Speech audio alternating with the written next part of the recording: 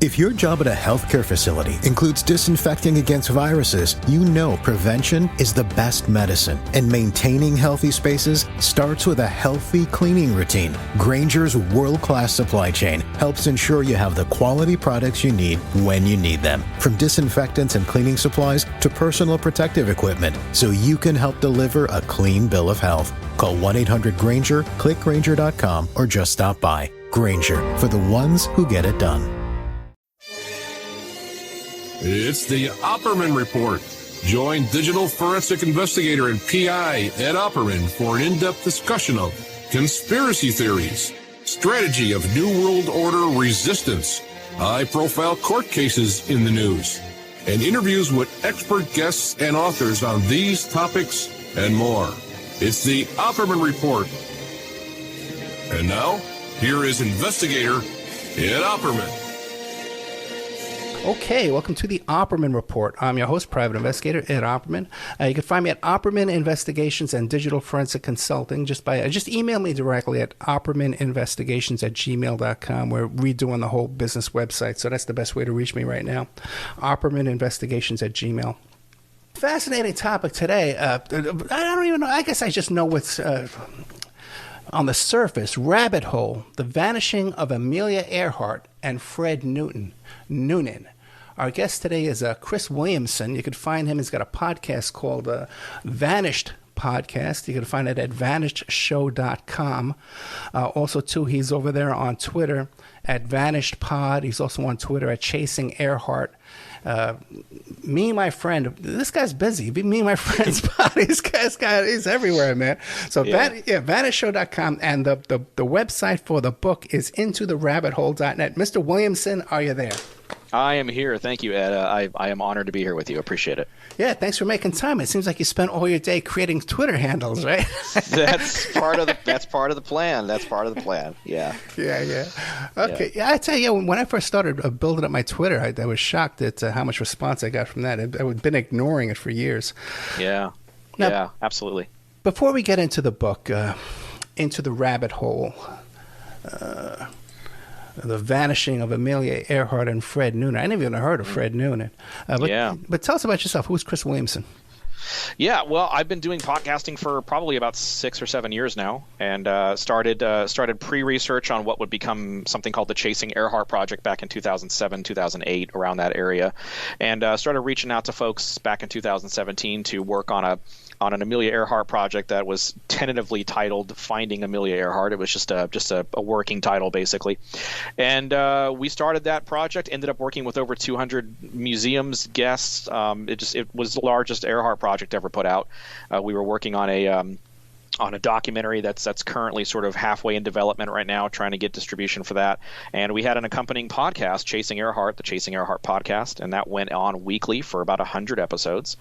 And so we put those out. And then way back in 2019, I started what would now become Vanished, and originally was called Vanished Amelia Earhart. It was meant to become a 16-part investigative series that was just going to be a little more gritty in style, and we introduced a concept called trial by jury, which is basically the concept that the show is built on, and the concept that the book is now built on. So Rabbit Hole is my first book, and it's basically serves as a written transcript with a lot of new information for what is now season 1 of Vanish, and it's all about Amelia Earhart and Fred Noonan.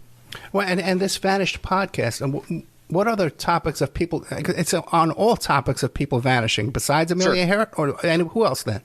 Yeah, so season 1 was Amelia Earhart, and then we decided to break season 2 up and to do a shorter sets, so about 5 set series or 3 set series, and we covered season 2 covered Jack the Ripper, we covered John Wilkes Booth, we covered D.B. Cooper, and we ended with Henry Avery, and that was season 2.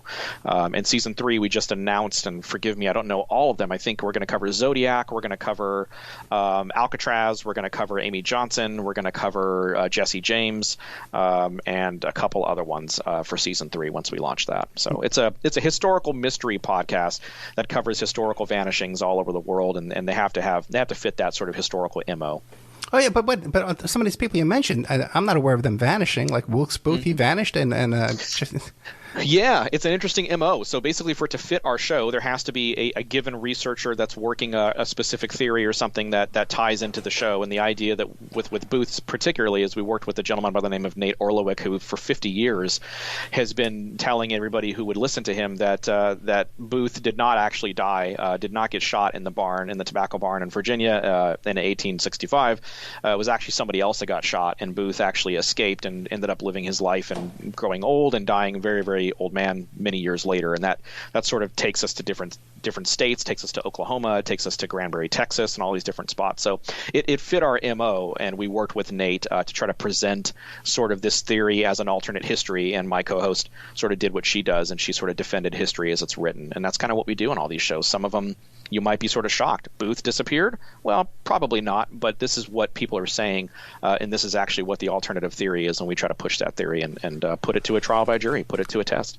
And essentially, you do hear about these stories about people in theory that they faked their death, like Elvis and stuff like that. Sure, you know? sure, yeah. So you have some that tie into that, and there's some that fit beautifully into it, like D.B. Cooper. He jumps out the back of that plane on Thanksgiving Eve. He's never heard from again, and we don't have an ending, we don't have a beginning. It just depends on the suspect you present. Same thing with Ripper. No one ever discovered who Ripper was, his identity. So he never was around to be prosecuted or anything, sadly, because of the heinousness of those crimes. And then you have Henry Avery, someone like that, who is the richest pirate to ever live, and nobody really knows the name of Henry Avery. They know Blackbeard and some of the other ones. So we try to cover some cases that are a little less known. I think you'll see some more of that in season 3, and then certainly it's kind of throughout season 2 as well. And have you found there's sort of like an old controlling hand that throughout history that kind of rewrites history and makes these people disappear? You know what I'm talking about? Is there a thread? Yeah. Yeah, that's a really interesting point. We haven't really had a whole lot of thread, but now that you say that, there are some tiny threads that are very interesting. For instance, I won't get too deep into the weeds here, but with Jesse James, there is one of the concepts we're going to sort of present in season 3 during the Jesse James segment is the idea that Jesse James and John Wilkes Booth actually knew each other, and actually knew each other very late in life before they each died. If you're going to believe the idea that they did not get in fact killed, as history says they did, these men ran into each other and actually knew each other. And so there's like little threads that will tie given cases together that we cover, but it's not like a thread that weaves throughout everything we cover. I wish there was, and it's other than just the idea that someone disappeared off the face of the earth that was really well known. That's sort of the given thread. All right, great, man. Vanished podcast, vanishshow.com. It sounds like right up my alley. It's fun. It's a fun show. We get a chance to take everybody through the investigations with us. So we start out with an investigation. We literally present a trial by jury. We go into a mock jury format. We go into a full courtroom. Audibly, you can hear the difference, and it's a kind of an audible presentation. And then we come out of that into post-trial discussion and discuss everything. And we certainly did that with Earhart, and that makes up a lot of the book and all that jazz. So. And do you have a co-host? I do. Her name is Jennifer Taylor. She's a former criminal defense attorney. She now works in I think construction litigation. I'm not sure. Forgive me, Jen, if you're hearing this and that's wrong. But she started when she worked with me in the beginning. She was a criminal defense attorney out of Austin, Texas, and so I had this concept to do a trial by jury with these cases, and she was able to sort of breathe life into that and help me create that trial by jury and help create what the listeners now hear and will now read, hopefully, when the book comes out. That's right. And I noticed that your name is alone on the book. So I guess when it came to publishing the book, she vanished, right? Well, she's definitely one of the stars of the show. She's in most of the book. But yeah, I mean, I think, I put my name on it because it took me 2.5 years to edit the original show into something you read from something you hear. And it's, as you probably can understand, that's a very monumental task to do that. That was she's off doing other things that I'm really excited for her to be able to announce and talk about. That's going to really send her to the forefront of not only the Earhart investigation, but maybe some other ones too. So she'll have her plate full very shortly.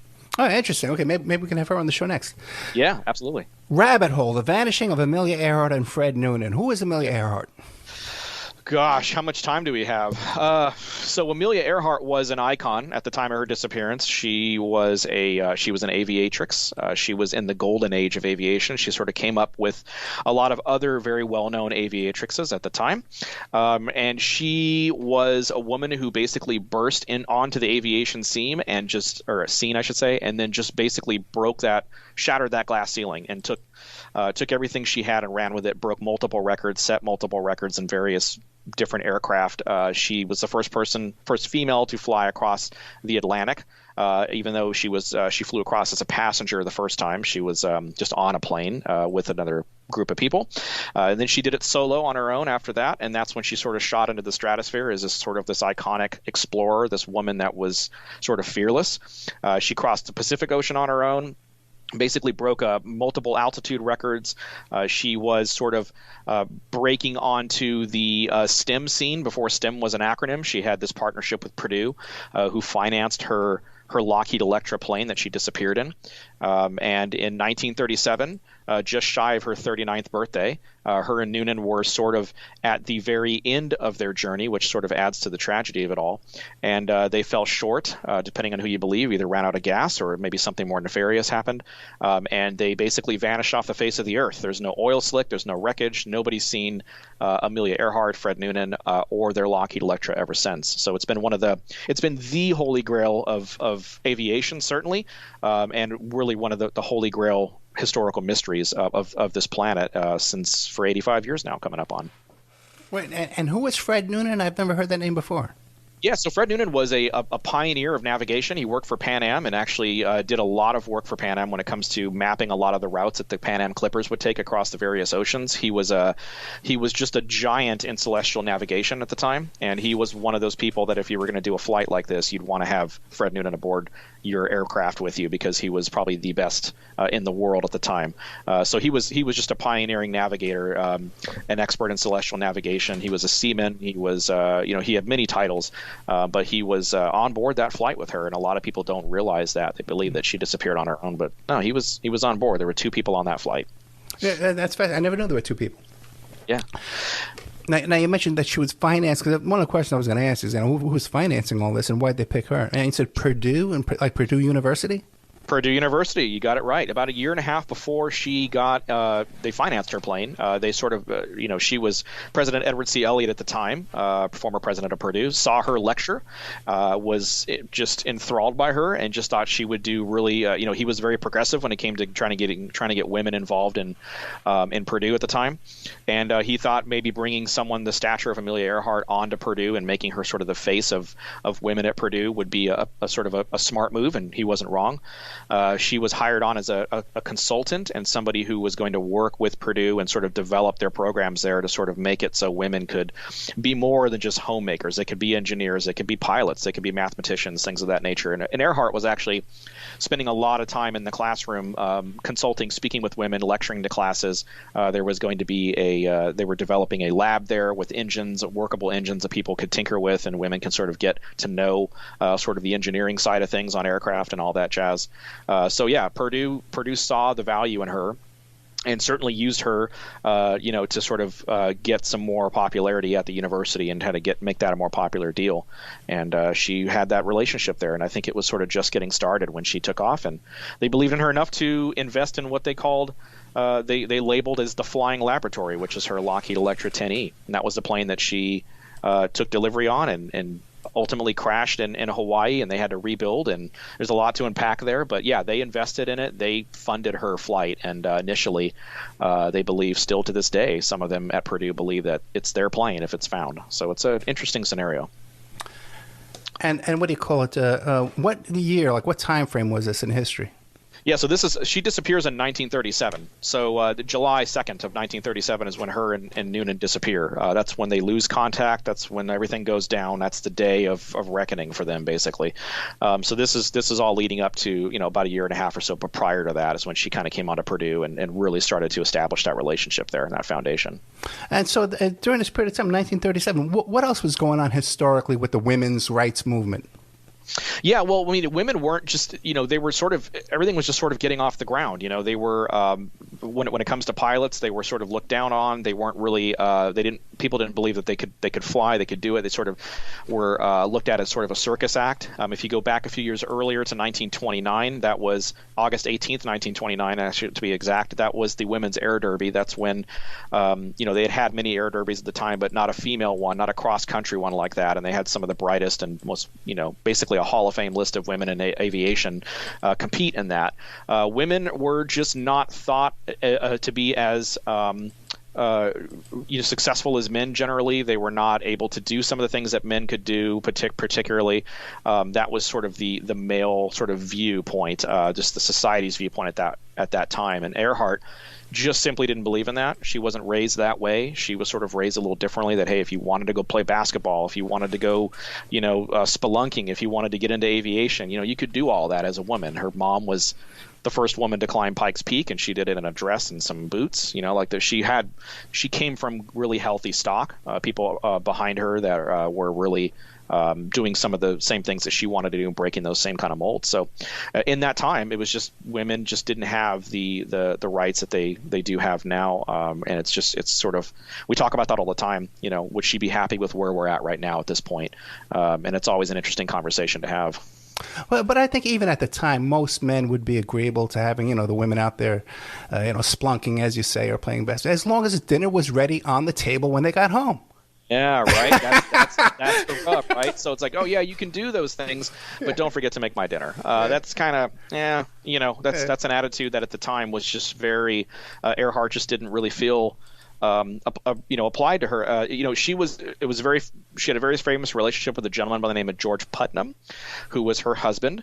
And he asked her multiple times to marry him, and she declined multiple times, and finally wrote him a very well-known letter. If you look, you can Google this letter. She talks about not wanting to be tied down, and she says, if in a couple years we decide it's not right, you need to let me go, and I'll do the same thing for you if that doesn't work for you. And she didn't want to be called Mrs. Putnam. She was Amelia Earhart. She was very progressive when it came to women having their own identities, even within the marriage, and I think that's sort of what screams to people now, even that you had people at this time that had these identities that were trying to fight for rights, just general basic rights, women's rights, and she was one of those people to do that. Gotcha. Okay, so now Rabbit Hole, The Vanishing of Amelia Earhart and Fred Noonan. What are some of the theories then you have on her disappearance? It wasn't just what I guess the most common theory is just it was a common plane crash, right?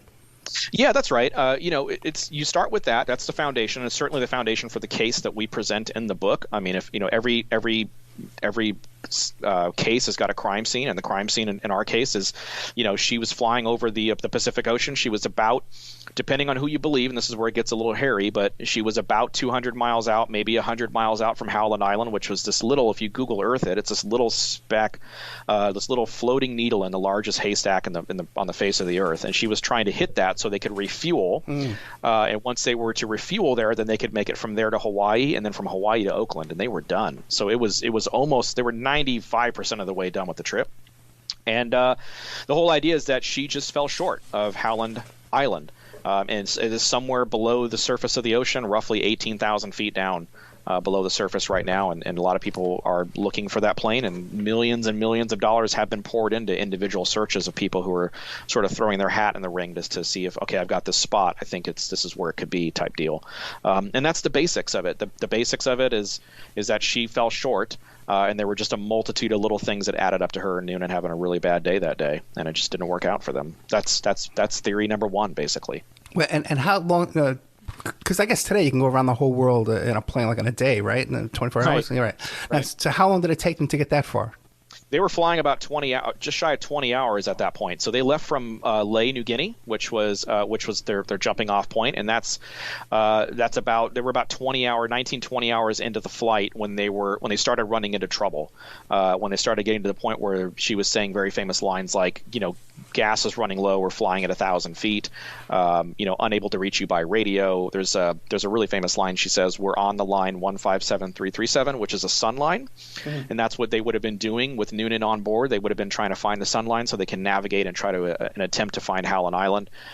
She said things like, we must be on you but cannot see you. The problem was they never established two-way radio communication. There was a boat, a Coast Guard cutter, called the Itasca, that was laying in wait off Howland, and that's what it did. It was doing what it normally does, which was to find, to bring in planes that were in the area and refuel them properly and get them off and running again. And they were frantically trying to reach her. and she never established that two-way radio communication. So once she takes off from Leh, and there's footage on YouTube, you can see this. Once she takes off from Leh, and they get this bumpy, bouncy takeoff where it looks like they kind of barely make it off that cliff at Leh to get over the water. That's the last time that anybody ever sees them or comes into contact with them, according to the official record. And now, if you start going into some of the theories, they're definitely seen and interacted with again. But that's another story. Okay, now give us an idea, because in my head I'm imagining like some single prop plane, you know what I mean? Like maybe with a rubber band, right? So what kind of equipment did they have? It was state of the art. They called it the Flying Laboratory for a reason. It was made by Lockheed. It was a Lockheed 10 Electra, 10E Electra. They had 10As, they had 10Bs, they had different versions of that Lockheed. So it was like, think of it as like a special version of that Lockheed. It had dual Wasp engines. Our 134 Wasp engines. I'm probably wrong on that. I apologize, but dual Wasp engines, and it was basically state of the art. It also had extra fuel on board. They had these really large fuel containers, and that's been actually a subject of debate on some of these potential wreckage sites that have been found. Are those containers in the plane? That would be sort of one of the dead giveaways. But they had the ability to they had extra tanks, so they could actually fly as far as they possibly could. And we have ranges everywhere from 2,500 miles and all the way to to 4,800, 4,900 miles, depending on who you believe. It could go a long way, but it just depends on who you're sort of thinking or believing there as far as that's concerned. So it was a state of the art plane. It had all the had the radio antennas on it, had the DF loop, which is a type of radio antenna that's on the front of the plane, sort of toward the nose of it. And as a matter of fact, that antenna is on the back cover of the book. She's looking at that antenna. That's so you can kind of get a good image of that. But yeah, it was definitely fully loaded. But they were really concerned about weight. Weight was a really big problem, especially as they got farther into the flight and they got more tired, and it was a really big task. When they got to Leh, they were even in Miami, when they were going through Miami and going toward the early part of the flight, they were getting rid of as much weight as they could. I mean, down to the pounds. Just hey, is it 20 pounds? Get rid of it, because they were worried about what could overweigh the plane and make it burn up more fuel and everything. And of course, they didn't anticipate some of the stuff that they would run into. So. Now, from the last point of contact, right, with I guess civilization or the team, off the plane there, till the time that they realized it was missing, and they started looking for it. What kind of time frame are we looking at there? Yeah, about 20 hours, about 19, 20 hours or so was when they left Leh. They flew straight, because you're not landing at that point. You're either going into the water or you're getting to your next destination. So about that time frame, and that point is when they were getting really low on fuel, and they started doing those call outs, a lot of the ones I mentioned earlier. Hey, we're about 200 miles out. Okay, we're about 100 miles out. So they're getting fairly close to the very end there, and they just can't seem to find the island. We don't know if maybe they were in an incorrect position, maybe, and they were just never going to find the island. Some other alternate theories believe that they went and actually kind of happened across another island, or actually deliberately turned around when they realized their flight radius wasn't going to work for them. So the idea about 20 hours in was something's very wrong, and they were running into a lot of trouble and a lot of unanticipated headwinds and things of that nature that were burning more fuel than they anticipated initially. Now, I know my questions are very simplistic, and your knowledge of this, you know all this minutia right off the top of your head is just incredible. So I don't really. Well, thank you. Thank you. No, it's impressive. It's impressive. Thank you. I interview a lot of people. Yeah. The Rabbit Hole, The Vanishing of Amelia Earhart, and Fred Noonan. So I really encourage people to get out and get the book and check out the podcast to vanishshow.com. But now, what type of, how did she know that she was 100 miles out? What kind of instruments did they have at that time that could accurately estimate that? Yeah, well, the instrument was a person. That was Noonan. Noonan really she put all of her stock in Noonan, Ed. I mean, she believed in Noonan. They had a lot of private conversations. He sort of sold her on the idea that, look, I'm the best in the world at what I do. I'm really good, and he really was. Despite sort of the outcome of this particular flight, it really, a lot of stuff ties into to Noonan not being actually, the problem. The whole idea was that they just were, they were maybe off in a certain direction. And if you're off by just a little bit, celestial navigation wise, I mean, you're going to be off by a lot. It's not, a little mistake can really cost you a lot. And I think that she definitely had radio equipment. Like I said, she had the two-way radio. She had two different frequencies that she was going to be, a daytime and a nighttime frequency she was going to be checking in on, depending on where she was at. depending on where, if it was day or night, where the plane was located at that given moment. But a lot of their equipment failed. The two-way radio communication failed. Neither one of them were very good at Morse code. They actually had somebody early on in the flight, before they left, when they were in Hawaii and they ground looped the plane, which is sort of another story. Early in the flight, they had somebody that could do Morse code, and I think about that all the time. I think about, well, if they could at least do rudimentary Morse code, they might have been able to get a bearing on them and try to go find them, even if they got crash landed or something. They just didn't have a whole lot of experience on certain things, and that hurt them. Okay, and we'll almost have to come up to a break soon. But then again, at that period of time in 1937, what kind of success rate was there for trying to track down crashed planes, like even nearby, you know what I mean? And recovering survivors from crashed planes like that? Yeah, I mean, it really depends. I mean, everybody tells you a different story. I can tell you based off of some of the experts I've talked to in our Facebook group, and just some of the people that have been on the show and everything, that they could have probably done a pretty decent job of finding her if they had proper communication, I think, or at least triangulating her signal. And in fact, there's a great debate about one of the other, ties into one of the other theories, the castaway theory, the idea that if she actually was able to land on an atoll there or on an island, that she was able to send radio distress calls up to 5 days after she supposedly landed. So if you believe that she put the plane down successfully, then that's impossible to do underwater, because the right engine has to run, and if it's underwater, you can't run it. So a lot of people believe that she actually did land, and she was actually sending out radio distress calls, and they were actually being picked up by people all over the world. But there's also a lot of fakers out there even back then, and there's a group of people that highly believe that the radio distress calls, the post-loss radio signals, should be taken as gospel, and there's a lot of people that believe that they should sort of be thrown out entirely, and that's one of the things we debate sort of in the book. Okay, so there is a theory out there that she somehow crash landed and was sending distress signals after landing. Yeah, and it would, in this theory, it wouldn't be necessarily a crash. It would be kind of a rough landing, but they were able to put the plane down in such a way that would enable them during high tide, or during low tide rather, I should say, to actually fire up that engine and send those signals. And then when high tide came in, they would stop the engine, obviously, and to ride the high tide out. And then when the low tide came back in, they would repeat the process. And they did this for about 5 days, according to a lot of folks who believe in the castaway hypothesis as it's been come to know. Okay, but it seems to me that we would find wreckage by now. We would find some kind of a... Yeah, absolutely. The theory goes, in a nutshell, and this is sort of theory number 2, and what I always tell people when I explain these is you got to look at sort of ground zero. Ground zero is Howland Island, and if we go to Castaway, which is Nikumaroro Island, or it would have been called Gardner Island at the time, it was changed to Nikumaroro. But if you look at that puts them roughly about a little over 400 miles away from Howland Island. So they would have had to have had enough fuel to be able to get to Howland or to Niku. And the idea is that they just sort of happened upon Niku, and they were able to put the plane down, because at this point they were beyond E at this point. They were getting ready to crash, and they put it down, and they were able to have enough fuel to be able to run that right engine on idle and send those distress calls. So yeah, it's an interesting scenario, and you have to sort of buy into it all the way. Gotcha. Okay, let's take a commercial break. This is fascinating stuff. Yeah, sure. It really is, man. And you've been podcasting about this one topic how long? Oh gosh, since probably like 2022, so like 2017. So about 5 years. We've done quite a few episodes on this topic, on both the legacy and the disappearance side. Incredible. Okay. So there is no stone unturned. Not anymore. At least not by us. Not by us at this point. Okay, but I admire the tenacity, man. That's great. Yeah.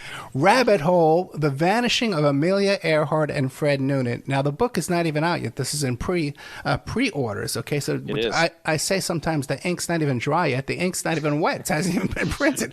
Okay? Yeah. So I think this is the earliest we've ever done with an author. Rabbit Hole: The Vanishing of Amelia Earhart and Fred Noonan. It's by Chris Williamson. You can find it on Amazon, but check him out on his podcast on vanishedshow.com.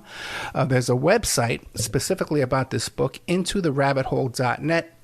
You could find him there too. He's all over Twitter. He's making several Twitter handles as we speak. Now. As we speak, we're manufacturing Twitter handles. That's what we do. Yeah. The latest one is guest at Opperman Report. Right. Okay, but I hate to keep emphasizing this, but how impressed I am by the way the prolific Twitter here. Let's see. Vanished Pod at Chasing Earhart, at Me My Friends Pod, and vanishshow.com. We talked about that already. Now, Chris, we were just talking off the air a minute ago because you know this topic so well, this Amelia Earhart topic. And you've written a book about it now, and you're able to answer every question without hesitation. What about when it's time to do your second book? Like, what other topic are you I hate to say obsessed, man, but that's obsessed is a fair word, I think. The whole idea is to sort of to continue this series and go through all the series we covered on the show, because a lot of people don't choose to consume their content audibly. They want to read something, they want to hold it in their hand, it's tangible. And so the next one we're doing right now, I'm working into it right now, is the D.B. Cooper book. We're going to do that on it's going to release on the 51st anniversary of D.B. Cooper and the 1-year anniversary of the retrospective for the show that we did. We did a 3-part series on Cooper that aired the night of the skyjacking, the 50th anniversary in November of last year, and this one will come out November of this year, hopefully, if all my timing is correct. So the whole idea is to have potentially 2 books out by the end of the calendar year, and we'll do Earhart first because that's my first love, of course, and then we'll do Cooper after that, and then we'll move on to Booth, and then we'll move on from there. So yeah, that's the plan. Yeah, I'd love to have you back and talk about Cooper. Yeah, sure. I was just contacted by those fellows, those cold case fellows, Yeah. They have a documentary series coming out in a couple of months, and some new information they have about Cooper. Everybody's got new information, right? Yeah, that's where it's at. It's something new. New is good. So. Okay, so now we were covering the different possibilities. One is that she crashed into the ocean, but then again, there's no oil spill, there's no fireball, none of these things, right? The other one is she did somehow manage to land on the beach when tide coming in, tide going out. They're starting up their engine, the Morse coding. Right. All this. No, what are some of the other possible theories? Yeah, there's 2 other ones that we covered in the show that are really important. One of them is called the Buka theory, and if you Google search Buka Amelia Earhart, you'll see the Fox News article that hit a while back. That's championed by a gentleman by the name of Bill Snavely and his group Project Blue Angel. They are searching for Earhart in the area of Buka, which is about roughly the halfway point between where Papua New Guinea would have been, Late New Guinea would have been, and Howland Island would have been. The whole idea in the theory is that Earhart Noonan made an executive decision based off of their flight radius. If people don't know what flight radius is basically how far can you go on half a tank of gas. That's basically it. There's more to it than that, but that's the general concept. The idea that they realized they weren't going to make Howland Island because they burned a lot of unanticipated headwinds and a lot of other things that kind of came into play that would affect their fuel greatly. And they decided to turn around. They made an executive decision. It was nighttime at Buka. At that point, they would have been in the nighttime frequency, and Howland would have been during a daytime frequency. So there was just a mix-up there. They were not communicating, as I mentioned earlier, the entirety of the trip correctly. So the idea is that they actually dealt with some really bad weather, fierce weather over Buka, and the plane was struck by lightning. The left wing of the plane was struck by lightning, which set one of the engines on fire. There's a lone witness to this particular theory. He's a little boy at the time, though. It's indigenous people. He had never seen anything like this before. He was kind of standing on the beach at the time that the plane comes out of the clouds and crashes into the beach, basically, and it kind of falls off an underwater sort of embankment there, and it sits right now, as we speak, in less than 150 feet of clear blue Pacific, which is really important to know. It's not 18,000 feet down. It's very doable. However, it happens to sit in one of the most really insane underwater environments on the face of the earth, and it's basically been wrapped and engulfed in coral. So what you've got is this shell of an airframe, basically, and wrapped in about 4 feet of coral all around it. So it's very difficult for them to get down there and actually determine, is this her plane or not? But they're working on it. They've had a couple of expeditions out to Buka, and they're planning on a Buka 3 to try to finalize this thing and rule this plane out. Or rule this plane in, depending on what they determine is down there. So that's Buka. That's one of the it's one of the newer theories based off the Earhart case. It's only about 15, 18 years old compared to some of these other ones that are 40, 50, 60 years old in some cases. So yeah, it's a relatively new theory, and that's Buka. Are there any theories, perhaps, that something nefarious, like she was sabotaged or anything like that? Yeah, there's one last one, and it's probably the most interesting one. It's known as Japanese capture. It's how we end the book because it's one of the more robust ones. And the idea was, again, this is sort of like one of those umbrellas, a choose your own adventure game at this point, because you have all these different ideas that maybe she was a spy. Charles Lindbergh was a spy. They use a lot of famous people as spies back in that time, and the idea that her and Noonan were spying for the U.S. government, trying to get over to the area in and around the Marshall Islands pre-World War II. They were trying to take some basically it was a reconnaissance mission, right? So basically they're trying to take images. We do know that Earhart was an avid photographer herself. We do know that she met top secret with members of Kodak, which at the time was like the biggest photography company in the world, a couple of weeks before she took off on the second trip or the second attempt at the round the world flight. So the idea was that they were there. They were either shot down by the Japanese, depending on which direction you go, who you believe, or they landed in the Marshall Islands and landed in one of the harbors there, and they were taken into Japanese custody. And it gets really interesting. Japanese likely didn't know who they had at first. Didn't know who they were. They just knew they were American. They were white. Everybody in that area, a lot of people in that area came into contact with either Earhart or Noonan or the Electra or a combination of the three in different various ways. And for basically since the 1960s, they've been saying the same story, and the idea that there was roughly 200 or so eyewitnesses throughout the Marshall Islands and Saipan, including people in the U.S. military who were stationed there post Pearl Harbor, all the way up to Admiral Chester Nimitz, who has a whole fleet of ships named after him now. Basically all said the same thing, that Earhart and Noonan were in fact in the Marshall Islands in Saipan, and that they died in Japanese custody, and they should be awarded medals. They should be considered among the first casualties of World War II. So it's a really interesting, passionately argued, defended, criticized, however you want to look at it, theory. Oh, wait a second. So you're saying that some of the people who claim that she was captured by the Japanese, these are like high-level military folks? And Yeah, there were some people. So it started out with locals, right? Started out with the Marshallese, and everybody calling this white American pilot, they would say, or they would call her Earharto instead of, or Amira, because they can't pronounce certain words, so they would say Amira or Earharto. There was rumor of Noonan being injured on the Noonan's injured on a couple of the scenarios. Actually, there's rumors that Noonan was injured on the crash or the landing, depending on how you look at it, and that he was actually attended to by local Marshallese, Saipanese medics that actually treated a wound for him. Starts with that, and then it goes all the way up to post World War II, and some military GIs who were there on the island station in that area that supposedly found her briefcase with passports in it and a lot of her papers in it. And of course, none of the stuff we have now, which is unfortunate. But supposedly found her briefcase and supposedly believed that she was, basically captured by the Japanese and ended up in their custody, and ultimately was executed by their hand, basically.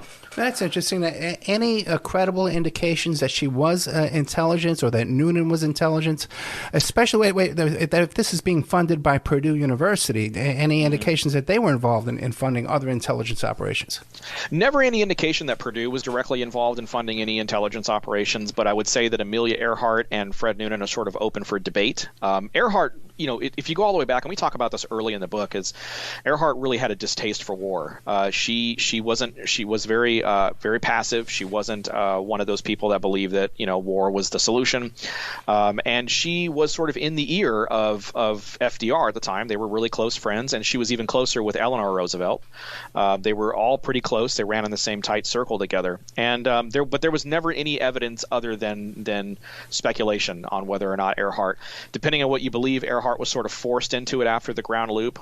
This was sort of Purdue's original plane that they gifted her. She ended up crashing in Hawaii on a ground loop incident, which is sort of like if you take a grocery cart and you run it and it kind of turns inward, just kind of let it go into an aisle, it turns inward, kind of the same thing. The plane crashed and destroyed itself. So the whole idea was maybe she was sort of coerced into it after her plane crashed and she had no other opportunities, no more financing. That was sort of, she was gambling her entire future and her everything on that flight. So maybe she was sort of coerced into it. But there's nothing concrete that anybody's been able to prove as far as Earhart was a spy. This is why we know, kind of thing.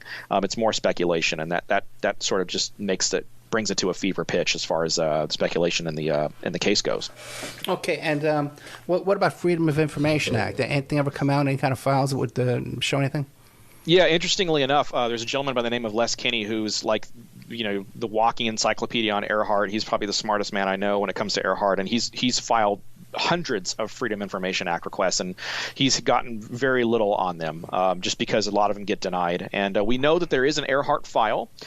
We know that it is in possession of either the National Archives or under protection from from FOIA, and we know that it exists. We just don't know what's in it, and that's sort of the interesting part of it. It could be the most boring file you'd ever read, but it could also be a very juicy file with some really interesting information. And I think with a lot of the FOIA stuff that's being released now, and the 302s, and a lot of the stuff that came out with the Cooper case recently and continues to come out with that, Earhart's even older than that, we're sort of baffled as to why the U.S. government would continue to hide whatever's in the Earhart file. If it's not relevant, then you should release it. And if it is, it could change everything. It could rewrite history. Gotcha. And I tell you, I'd love to talk to you like 6 months after the book's out, because that's usually when those tips start coming in from people that are involved. That's when so. Yeah. Okay. Absolutely. Let's get down to it. The UFOs, Bigfoot. What do we know? Star Trek Voyager. She was she into an alternate dimension. I mean, look, it's all, what's really interesting about Earhart is people continue to use her likeness, her image, her celebrity, her iconography to put her into different pop culture things. I mean, a good friend of mine, Jay Ferber, who wrote the Elsewhere series, which is a graphic novel, like a comic book graphic novel that you can get now, put her into another dimension and actually tied her in with some other people that I won't mention because I don't want to spoil it for people who want to go read it. But it's really, really good, interesting. And then you have all the, the Earhart stuff, all the continued documentaries. I mean, there's podcasts. People do one-off podcasts on her all the time. She's going to continue to be a topic. It's one of the hottest, mysteries of all time when it comes to not only just aviation, but just in general. Nobody knows what happened to this woman. And think about it as the most famous person on the face of the earth disappearing today. And nobody ever knowing what happens, 8 decades later. And that's where we're at. That's where we sit. We don't have a whole lot of leeway there. And it just gets more and more speculative as you go along. And it's a really hotly debated and contested topic. And it's sort of ironic that she would become such a polarizing figure in 21st century and everything. I don't think she would have been happy with that. Yeah, the book is called Rabbit Hole, The Vanishing of Amelia Earhart and Fred Noonan. The author is Chris Williamson. You can check him out on VanishedShow.com with his co-host Jennifer Taylor at VanishedPod on Twitter. Now, we were talking a little bit off the air. I was asking, you're so obsessed with this. It's like an intervention. Yeah, you need an intervention, man. But and you said that next you wanted to delve into D.B. Cooper. What are you going to give us that's new on D.B. Cooper? That's another one that's been covered. Earhart really hasn't been. Yeah.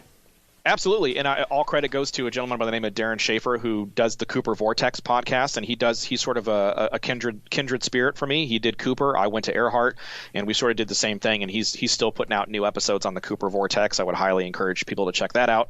But I mean, it's a case that is we don't know a whole lot about. Like I said in the beginning, we don't have an ending, we don't have a beginning. Nobody knows who Cooper was. He existed for roughly 5 hours on board a flight, and that's it.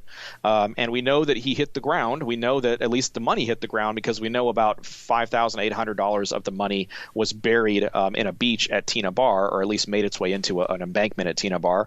We don't know if it was physically buried or if whatever the case was. But there's a lot of scientific work that's going on with that.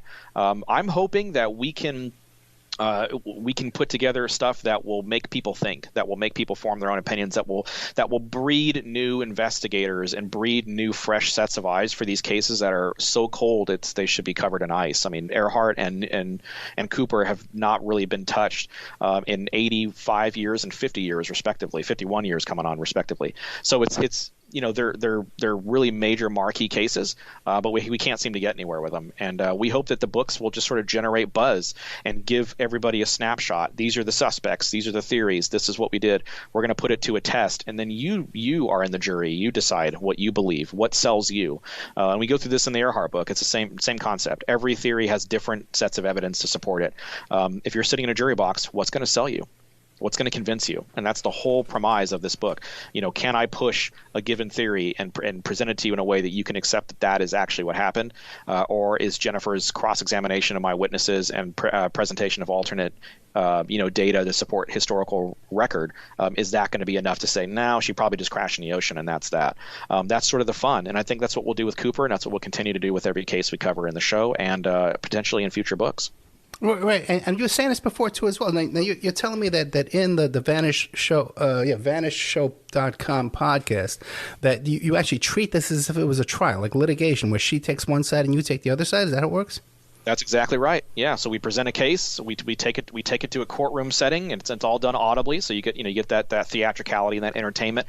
But we really try to add really base it off the rules of law. We got real legal objections. Real processes going on here, and we treat it the same way. It's a mock trial, and I think it's a really interesting, fun way for these kind of cases to be presented in sort of a fresh way that gets the people involved. So if you're listening or if you're reading along, you are the jury. You are being who we're pitching to. You are part of the case. And the whole idea is we ask people to sort of take that position and take it seriously. If you were sitting in a jury box, how would you feel if you had all this stuff? Does junk science come into play? We have a lot of legality stuff that comes into play into the courtroom session part of it. And it makes for a really interesting show, and it makes for a very compelling and different read. It consumes very differently. That's what we're hoping that the book will do, is it'll consume differently than any other Earhart book that's come before it. And then who acts as the judge in this? So the judge is basically like a faceless person. The judge is actually in the show. We'll have someone read lines for the judge and just like accept or deny certain things depending on how we're going to do it. They'll hear it and they'll basically make an exception. So if she's like object to a given witness being testifying in a courtroom or whatever, or testifying in our show, she'll make that known, and the judge will basically make a call. But it's just sort of like serves as like a faceless judge. Basically, it's not a real judge sitting down on the case. Like Jen's a real lawyer, of course, but the judge is not real. Couldn't do that because then we'd start getting sued if we started trying to act like it was a real courtroom. So we try to make that happen. But we are looking into possibilities of maybe expanding trial by jury and making it feel even more realistic than it does now. And that's part of the challenge of the show and future books. All right, VanishShow.com is the podcast, and the book is called Rabbit Hole, The Vanishing of Amelia Earhart and Fred Noonan. And you were telling me off the air that it's like a serial podcast, so the next content's going to be coming out in October. Yeah, roughly around October. That's usually when we start. When we started season 2, we actually started it right around Halloween, so we're going to try to shoot for that as well. We've also got the Cooper book potentially coming out at the end of November, so we'll see. It gets crowded, so we might have to push it. Season 3 kicking off till after the Cooper book comes out. We might do it in the same manner. We'll have to see kind of what happens. But yeah. And the next season will be more of Earhart or just Cooper? No, we're done with Earhart. The book is sort of my coup de grace. I did, 100 episodes of Chasing Earhart, 16 episodes of Vanished, dedicated to Earhart, and then now this book. I don't think, alluding to kind of what you talked about earlier, what's new, right? What can you bring? Well, we can bring a fresh perspective and a way to consume this. That's brand new. But what new information do we have? We have the retrospectives sprinkled throughout the book, 3 year later retrospectives from people who participated in the show, who will basically give you some insight into kind of where their investigation is now, or what they feel now, and how things have changed or not changed for them. And it's really kind of an interesting, you get some interesting tidbits there. But that's the idea is to kind of bring every case that we cover to a book form for consumption that way too. Okay, the book is Rabbit Hole, The Vanishing of Amelia Earhart and Fred Noonan. The author is Chris Williamson. The book won't be out. You can get pre-orders now, but the book will be out on July 2nd, 2022. Mr. Williamson, thank you so much. Definitely get a hold of me when the Cooper stuff comes out. And, will do. And I'll look forward to hearing from you again. Thank you so much. A pleasure, Ed. Thank you. Good night.